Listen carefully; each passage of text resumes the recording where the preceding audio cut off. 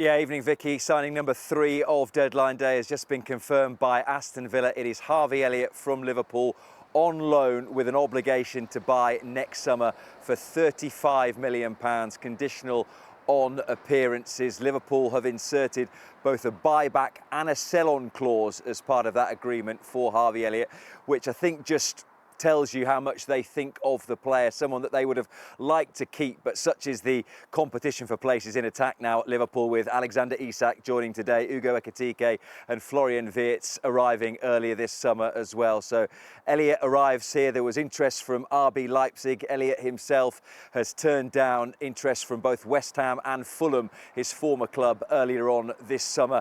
I know from speaking to Arne Slot last season, he would have liked to have given him more game time. He only started 2 Premier League matches. Both of those came after Liverpool had won the title, and he wanted to build on what was an excellent summer for him personally, the player of the tournament as England won the under-21 Euros. So he arrives in attack for Aston Villa. So too does Jadon Sancho, also on loan from Manchester United. Aston Villa will pay a loan fee and also cover initially 80% of Jadon Sancho's wages. I'm sure you and the guys will talk in the studio a little bit later on that Jadon Sancho will feel he has a lot to prove in the Premier League. It has been underwhelming, to say the least, his time at Manchester United. He went on loan to Chelsea last season, 31 Premier League appearances, 3 goals, 4 assists, but Chelsea chose to pay £5 million to send him back to Manchester United rather than keep him on a permanent deal.